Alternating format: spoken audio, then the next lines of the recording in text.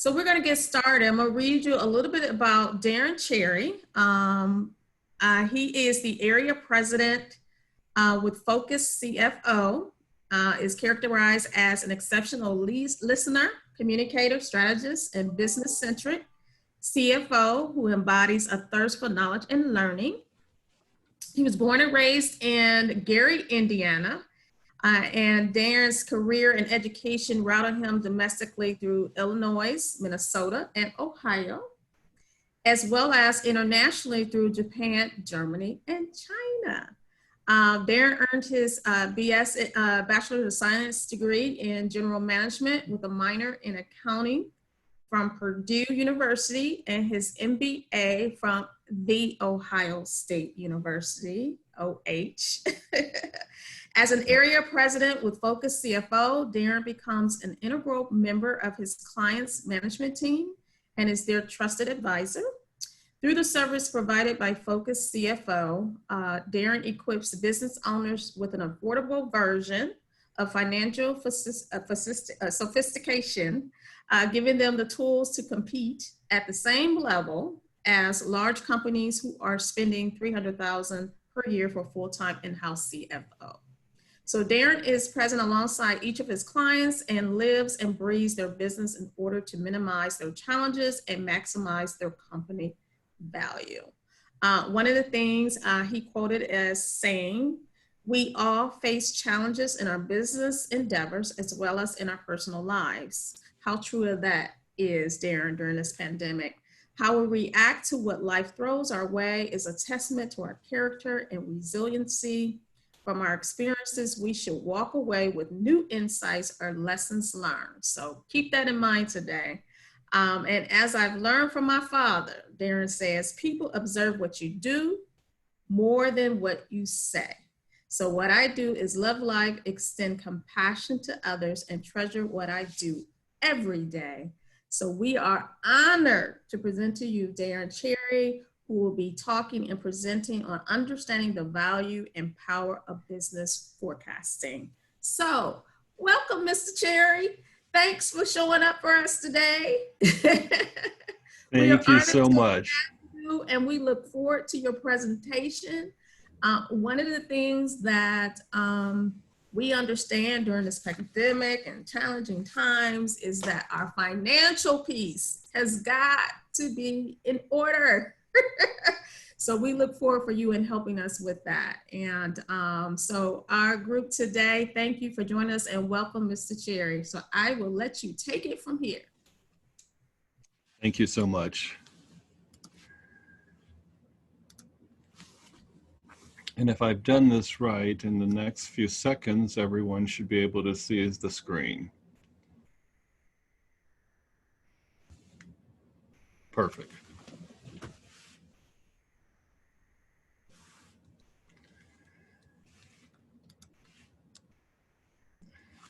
I'd be remiss if I didn't give you a little bit of insight about FocusCFO.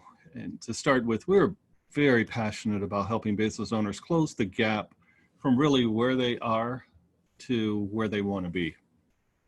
We use part-time CFOs to assist businesses across the spectrum of opportunities, anywhere from the startup stage to struggles around remaining healthy, being overwhelmed by growth, or just simply wanting to prepare their business for the eventual exit. That is really what we do.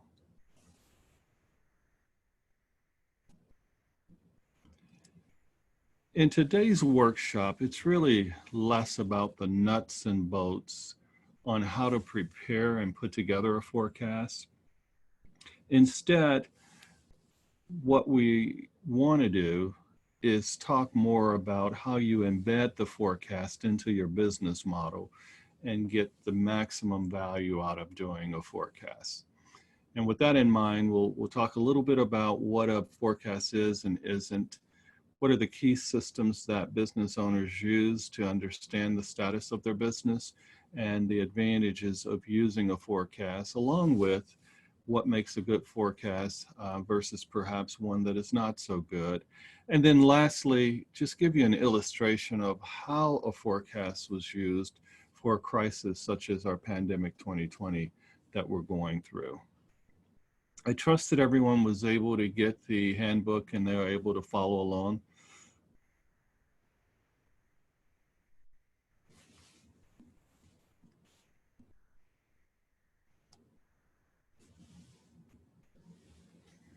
In the business journey today, we always want to be able to sort of answer that inner child question, you know, the one that says, are we there yet? And I think Yogi Berra said it best. And in order for us to know, in order for us to know where we're going, if we don't know where we're going, then we have a less chance of truly getting there.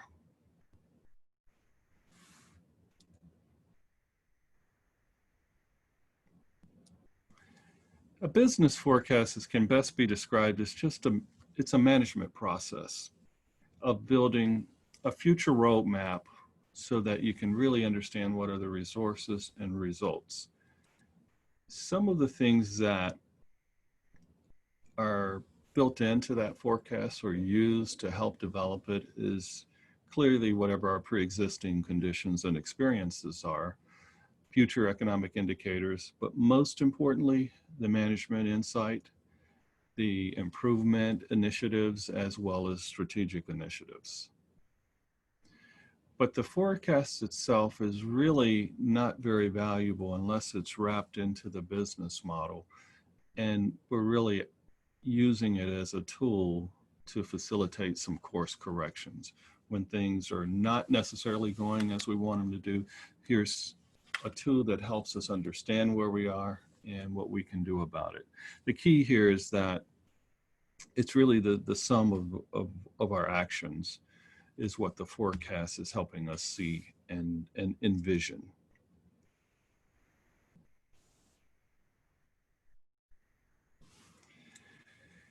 Of course, I'd be remiss if I didn't say what a forecast is not, right? It's not an accounting exercise that generates a drawer, a report that goes into your bottom drawer. It's not a crystal ball that predicts the future. As a matter of fact, the forecast, even when it's inaccurate or not correct, still provides insights and helps you understand what actions you may need to take to get things back on track. It's not a budget where we sort of have this license to spend. And I'll give you an example of that. A lot of times I see people, they take this budget they've developed and then they assign individuals to certain accounts. And inadvertently what they're doing is, because everyone looks at that account as the total amount, you're really giving them a license to spend that amount. That's what you're holding them accountable for. And even those who have not gone or been any way associated with military buying, they still understand that concept of use it or lose it. So you have to be careful that you have something that is an iterative process that reflects today's conditions and has some degree of agility built into it so that you're spending what you need, and more importantly, you're moving your resources to the greatest needs that we have. And by the way, it is not a complex data grinding exercise. You can literally have a fantastic, very rich forecast with anywhere from 7 to 14 different line items. You don't need the 40 to 50 line items that you currently have in your financial statements. Now, this is sort of where I get people to think, yeah, you know what, though, Darren, this is something large companies use. This is not for me. Well, here's what I know. As it relates to capital, the smaller the business, the more likely is that you have both less capital available to you, and in all likelihood, it's at a premium cost. And secondly, as a business owner, you've got cash passing through your hands, some of us faster than others, by the way. And you both have a want and a need for more cash. So if we say the primary focus of the forecast is to help you better manage your cash flow, then I ask you, why not?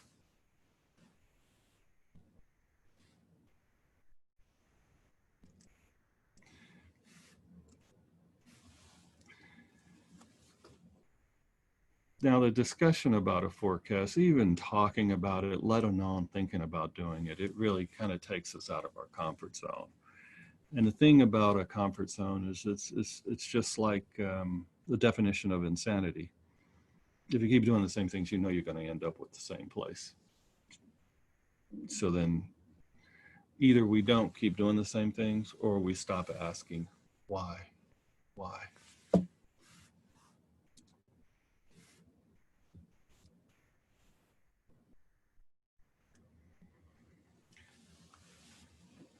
Now, let's just take a step back and think about the key systems that business owners used.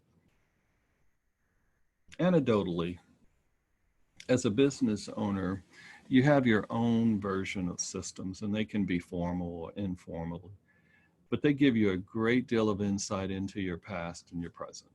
You have financial statements, you have key performance measures, and they could be informal. I was just talking with a residential plumber, and he says, well, Darren, the way I know if today was a good day, I look out the window. And when my parking lot is empty of my trucks, I know today's a good day. That's his KPI. Now, when it comes to us having a bit of insight into the future, this is where we get less knowledgeable, less comfortable. But what we typically do is we say ourselves, we either in our minds say, no, next quarter sales are going to be around this number. And for the most part, accepting seasonal business, it's pretty easy to predict it unless you're planning a great growth trajectory or something of that nature. But cash is sort of a different animal. And the bottom line question I know I always have, and that is, am I going to run out of cash? And this is really where the forecast comes in. So you have your rolling cash flow, and you have your burn rate. And burn rate is a fancy word for how many months can I survive on my existing cash flow.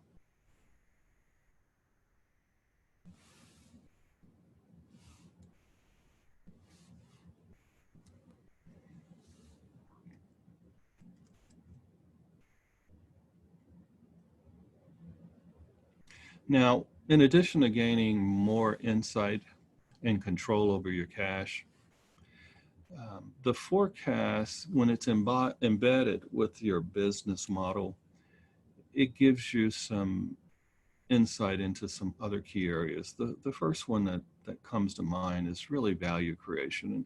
And what I mean by that is the value of your business is a direct reflection to the flow of the cash in that business. And the more valuable your business is, the easier it is to get capital, the less expensive your capital is going to be, the larger the asset is that you will have available to transfer to your children, or more importantly, the greater your retirement nest egg will be when you decide that, hey, it's time for me to take my chips off the table. In addition to that, it gives you a strategy scorecard and helps you figure out how you're doing. I remember a few years ago, I had a business that we had a huge problem with customer concentration. It was 35%, huge number of sales with one customer. And as luck would have it, it was a mean, nasty customer. And we did a small acquisition and put a lot of effort into developing a new product line. Lo and behold, about 19 months into it, sales from the new products were going really, really great. But I looked at that one metric we had been tracking in the forecast, and it was off. It was supposed to be by this time about 30% of sales, of my sales coming from that customer, but it had increased all the way to 40%. And what I realized is is in my genius to provide rewards and incentives for selling the new products, I missed what I was really trying to do, and that was I was trying to diversify it from a customer. So maybe my turbo incentives should have been sales to new customers, not sales of new products. But the forecast sort of smacked me straight across the head and woke me up to it before we got too farther along. My problem was I didn't have hunters. And so the easiest sell they can make was to an existing customer they had, and that's indeed what was happening. The other area is managing uncertainty. And what I mean by that is the forecast. When you're putting together a forecast, you begin to ask questions around, hey, what's going on in the economy? So people that did a budget and they finished it up in August or September never gave the pandemic even a second thought. But those who were doing rolling forecasts, when they got to January, a question was starting to resonate. Understanding what's going on elsewhere in the world, you would have said, well, maybe this is going to be similar to the bird flu. At least you were beginning the conversation of thinking about, hey, something's going to change in my economy. And then lastly, it sort of helps you align your resources. Sometimes we forecast increased sales or new products without understanding what new people we may need, or more importantly, how much cash we're going to need. And that was that quote you saw earlier. It does sometimes, the pain gets worse before it gets better. Sometimes you're doing a trade-off, you're making an investment.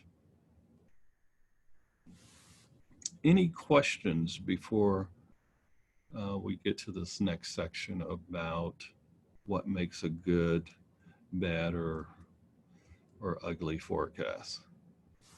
I don't think I see anything in the chat box. All right, moving along here.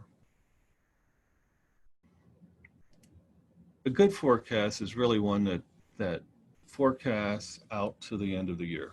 And this is where most people start at. They start on a quarterly basis, typically, and sometimes even a monthly basis, just kind of reforecasting to the end of the year. And most of them will have a statement that has their profit and loss. And at a minimum, they'll be forecasting their revenue, sales, expenses, and profits. Now, I'm saying as a bare minimum, though, you should also bring in the cash flow.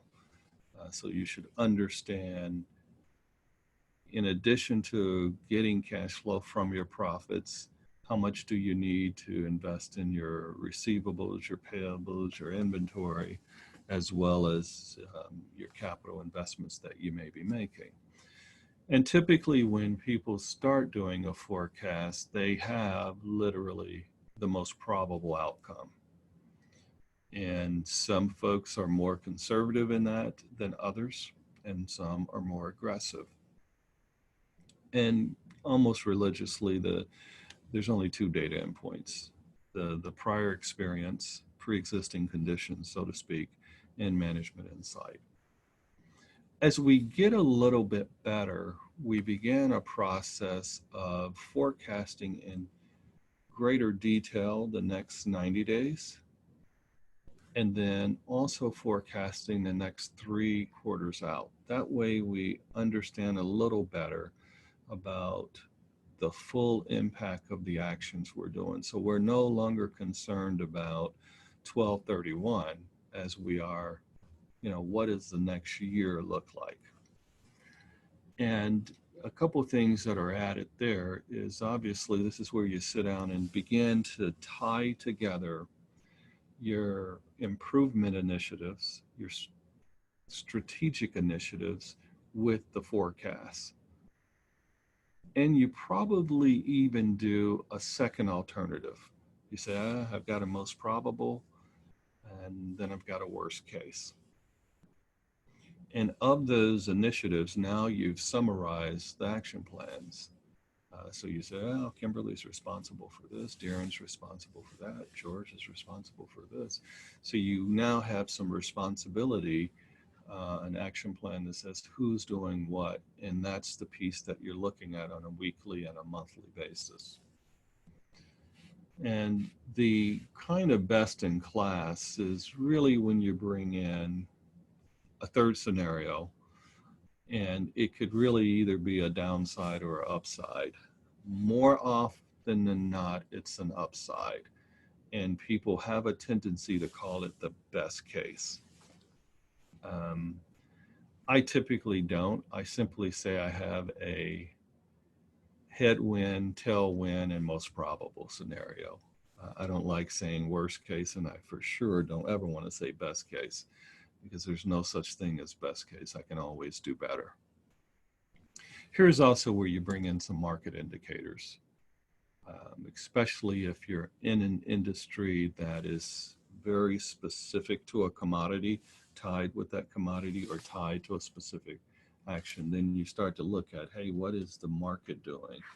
And that means that if I'm forecasting to do a lot better, I've got some actions on how I'm going to do that. So I understand when my objective in my forecast and in my business model is to take market share from someone. And this is sort of also when you put a little bit more teeth in your action plans and turn them into kind of the 90-day rocks. Here are the clear things that I need to focus on in the next 90 days to sort of get to that end game. So this sort of ties back into me beginning with the end in mind. Now, for these 90 days, I need to accomplish this portion of the improvement to be able to accomplish that. Does that make sense?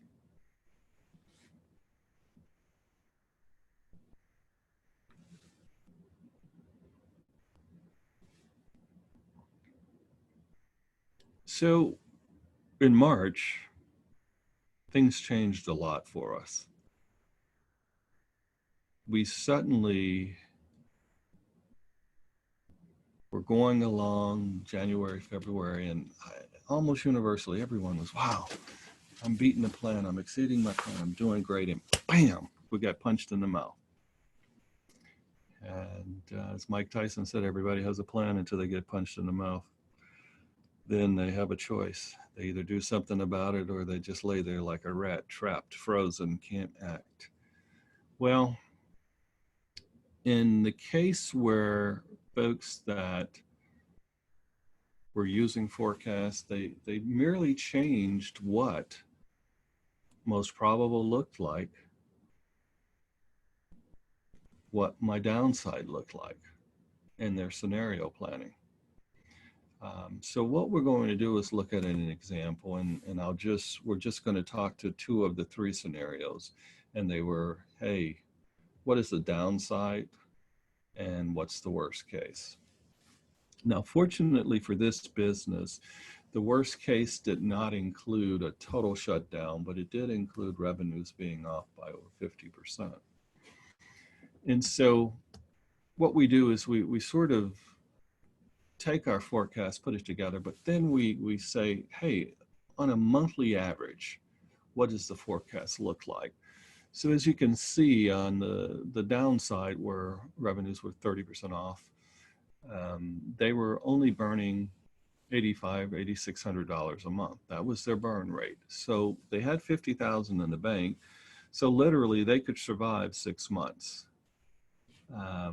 But if things got a bit worse for them, then they were burning almost $23,000 a month. So they really only had less than 2.5 months of survival. And so that's what I mean when you have a downturn, then your burn rate is all about how many months of survival do I have, because this is that key measure.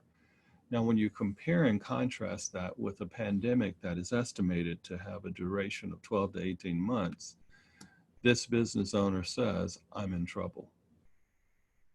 And they were right.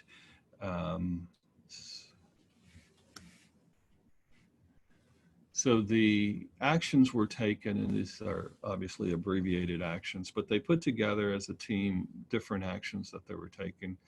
including the infamous PPP loan. And they were able to change both the dynamics of their sales side, expense side, and cash on hand. And by doing that, the dynamics sort of changed a bit. And that was, they had a much larger amount of cash on hand, thanks primarily to the loan and the liquidation of some obsolete inventory. So they now had a chance to survive the 12 to 18 months. Now, in reality, what happened with this business is it was really closer to the worst case scenario. Right now, their revenues are off. Through May, their revenues were down by 44%. But then they sort of went to the next step, and that was, what do I need to pivot with my business? So in this scenario, what they did was finally they ended up shutting down their retails and converted the retail establishment to a small package shipping. And now they actually are not burning cash. As of the last 4 weeks, they are creating cash. So now it's a different story for them. But they were able to do this rather quickly because they had a guiding forecast system in place. And this is really how they used it. Questions?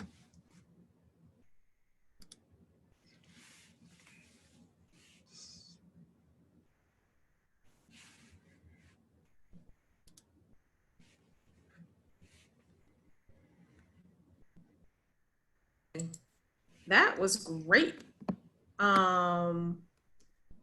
Just think of if we had that in place prior to this pandemic, how well we were able to move quickly. And, dealing with entrepreneurs every day, Mr. Cherry, unfortunately, a lot of individuals weren't able to make those hard, critical decisions and to pivot quick enough because they didn't have, they weren't able to look at the numbers of where they were and where they needed to be. So I thank you because this was definitely valuable.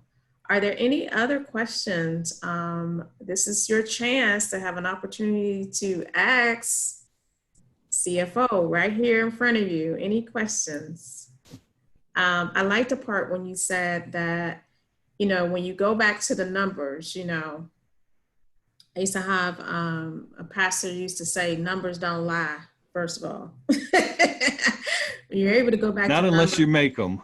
That's right. And they would often, look at it as, when was the appropriate time to pivot? So could you share an example that you gave? Did they wait to kind of do that forecasting and say, okay, this is my burn rate, and then decided to pivot after that? Or were they doing it simultaneously? How were you advising them during that time? That's a great question, Kimberly. You see, the example I showed you was a business that didn't have to shut down. And the reason is they had a significant portion of their business was e-commerce based. Okay. Now, I had a business owner that they literally did nothing but detailing. And so at the end of the day, they could not make their survival numbers work. So then we sort of stepped back and said, okay, number one, no one's going to come to us. Number two, no one wants us to go to them. No one wants to order a Petri dish to come detail their car, right? And so the pivot was phenomenal, though. I tell you, it really was. And I have to tell you, the auto dealers in Central Ohio were just incredibly helpful. So what they did is they pivoted to a sanitation service.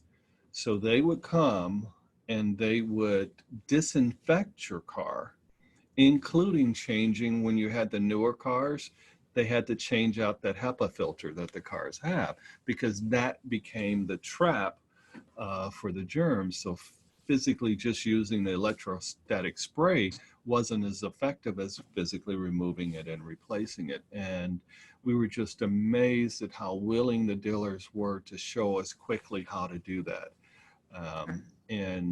So today, literally, he got some trucks that a plumbing company was in the process of liquidating, and we got an agreement with the bank, and we took all 12 of the trucks, and literally today he runs about, on a bad day, 90% capacity. On a good Wow. day, he has a backlog because he gets a lot of folks that work in hospital and different first responders that say, hey, I want my car disinfected. Or Disinfected.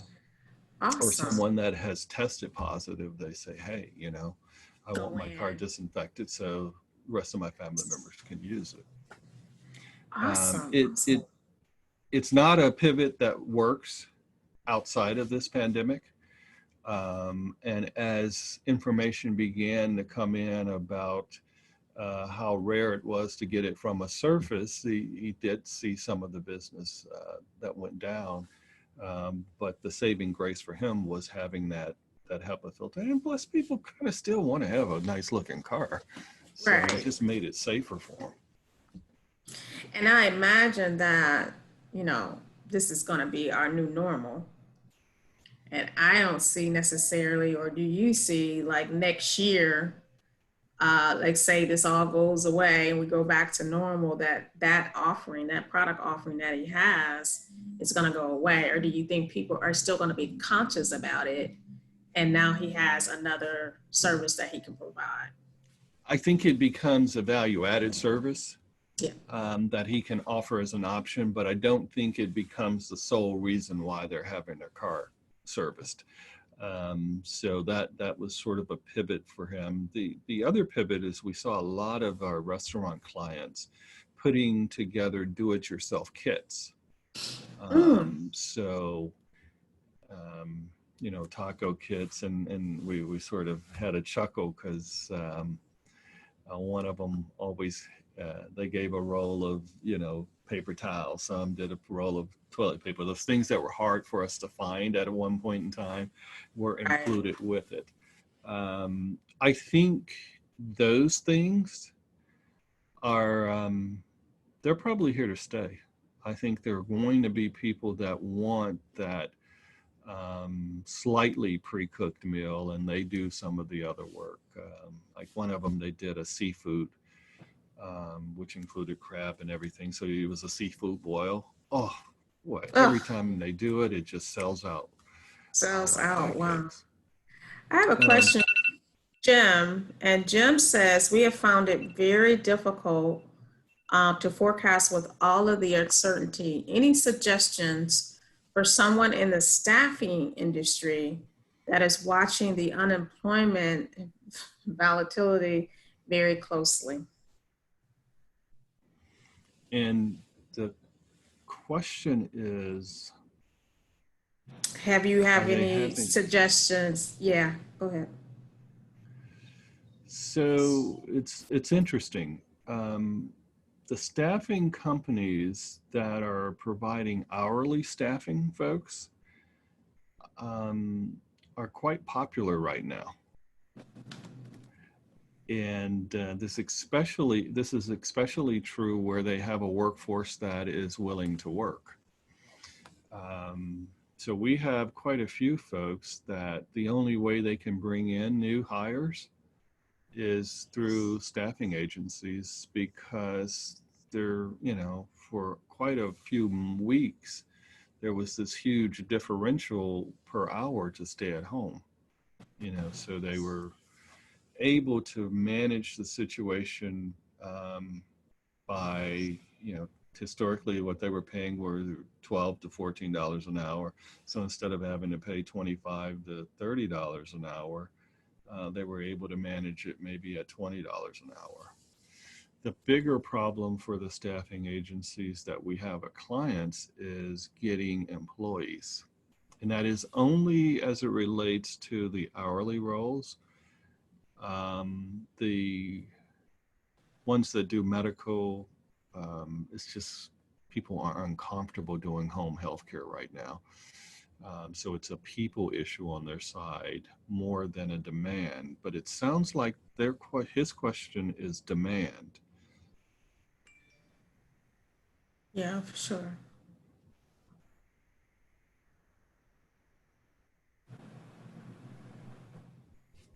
Any other questions for But Mr. Cherry? the second part of his question, though, is really one of those things around, and this is when it comes to an industry like this, don't be afraid to reprice your business, because maybe part of the answer is that you have to pay higher rate wages, and just reprice it as a temporary markup. So sales, it's just like a fuel surcharge. It's a labor surcharge. Absolutely. It's funny, we did a seminar last week on raising your prices during uncertain times.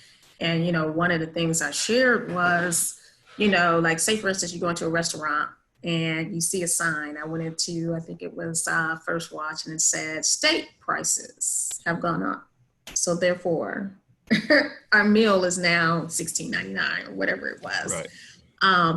And there was no apology on the front end. It was just basically saying, if you're looking at the industry and the market and what's happening in the market, you may not have a choice but to raise, some of those prices and put that back into your forecasting as, I might not get as much sales, but I might have to increase my pricing so I can leverage myself and stay alive during this time. Have you seen that come across your desk in terms of clients say, what's the right thing to do right now in terms of increasing my Yeah. prices So on some of my products and services? that's a great question. I tell you, 1 out of 2 clients have had to increase prices. But what they've also done is they've stopped doing certain products and services.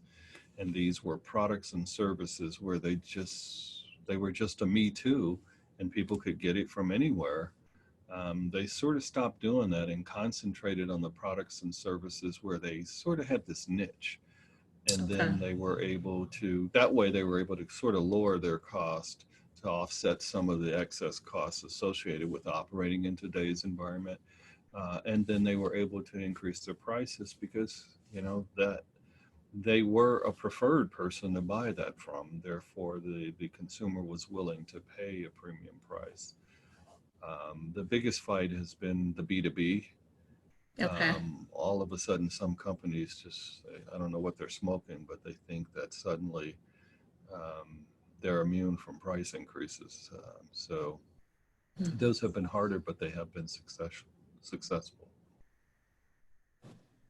Okay. Let's see if there's any other questions.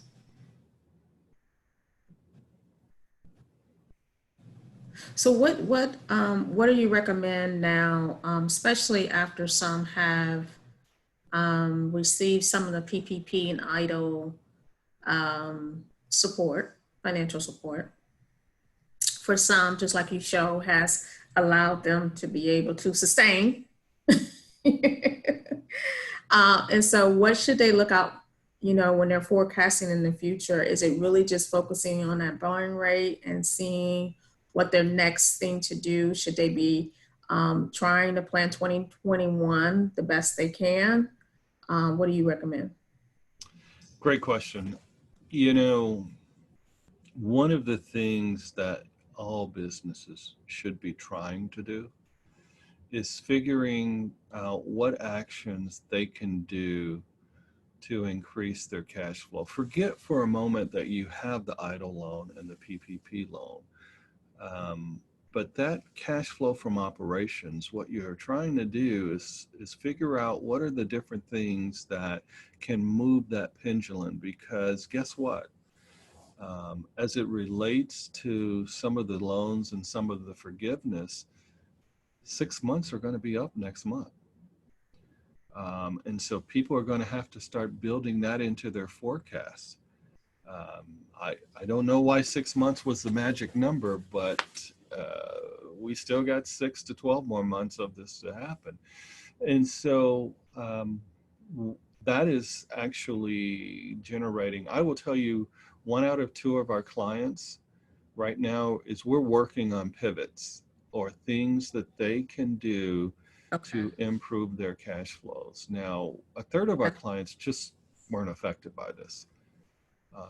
And 1/3 of our clients have struggled the worst, meaning, they Was there had any type something. of industry that they were in Well, that contributed to the most struggles? the 3 big restaurants that have struggled the most have been anything that was primarily alcohol only, so bars, Okay. breweries. Secondly, restaurants, especially restaurants that did not either have a loyal premium clientele or restaurants that didn't have a robust carryout. Mm-hmm. But the third one has been the salons. Outside of that first 2 weekends when it first opened up, their demand is anywhere from 40 to 60% off. A typical Great Clips that was servicing 150 clients a day is literally only doing 50. Wow. So the dynamics are very, very different on that. Um, What's your take on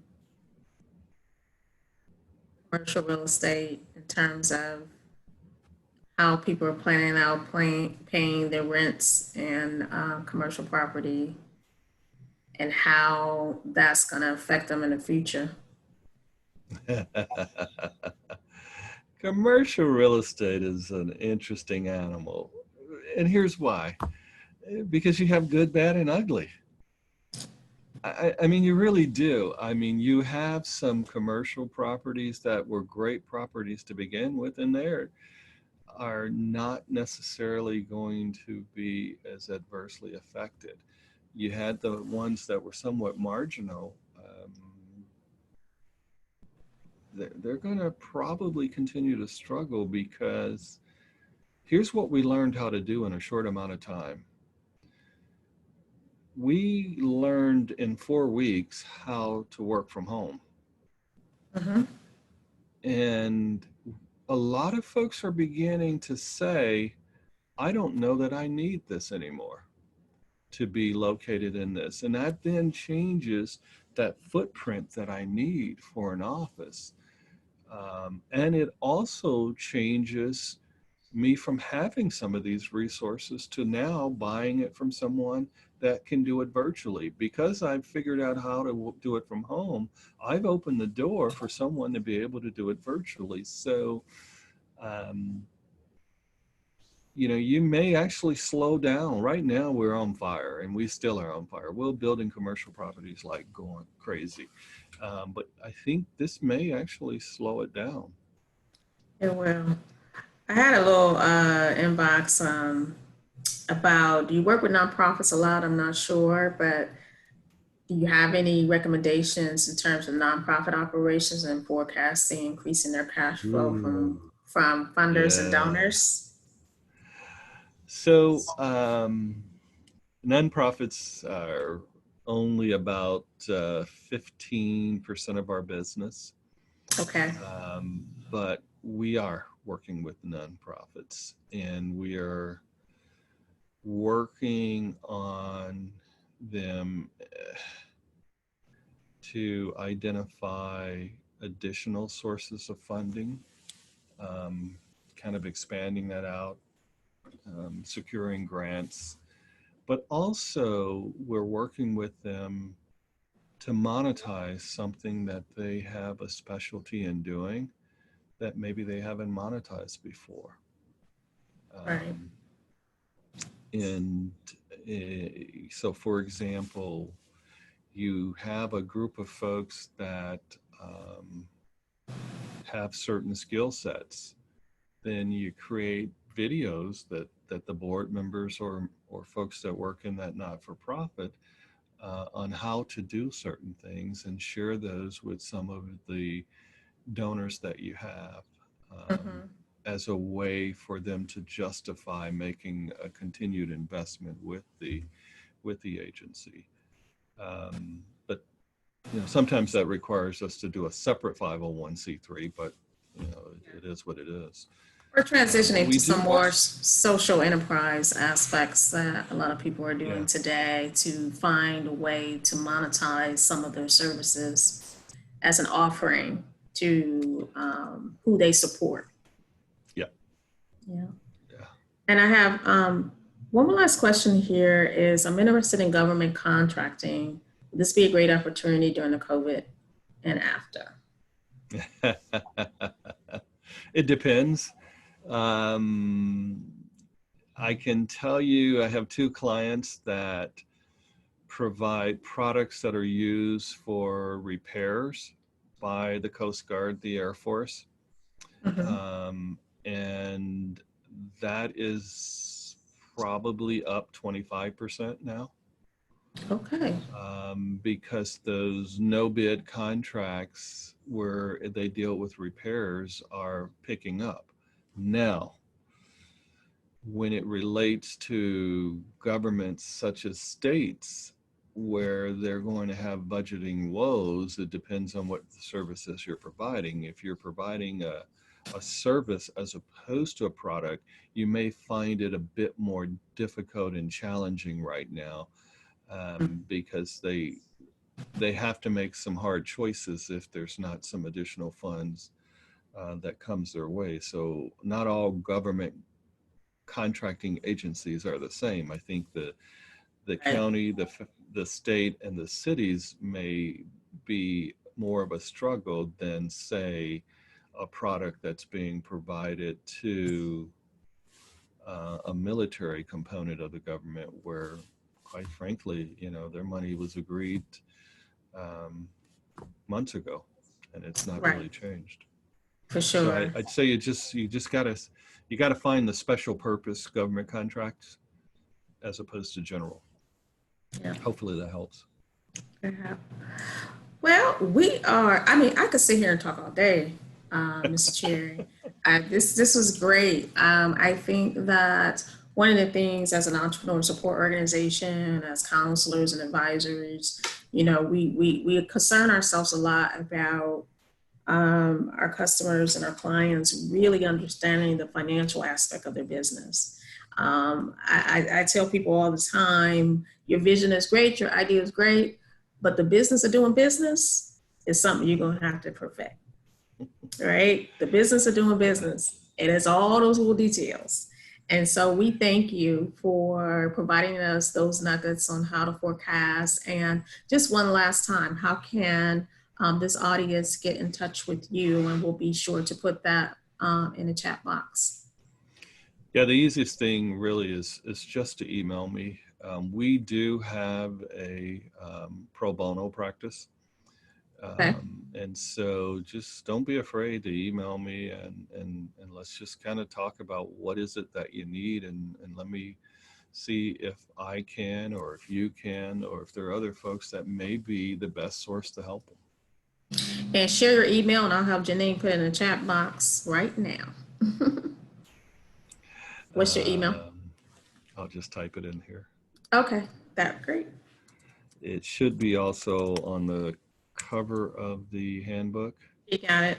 D.Cherry at FocusCFO. Is that it? You got it. All righty. All right, everyone. It's time for us to go, and it's time for you to go ahead and get your lunch in. And Mr. Cherry, thank you so much. The recording will be provided for you. And so you can go back to refer to these notes at your leisure. So thanks, everyone, and have a great day. Thanks, everyone. Appreciate it.